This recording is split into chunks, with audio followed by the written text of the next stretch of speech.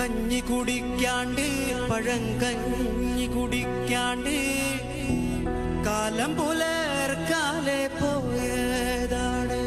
മേലെ കണ്ടത്തിൽ വിത്തേറിയാനായി നേരം പുലർ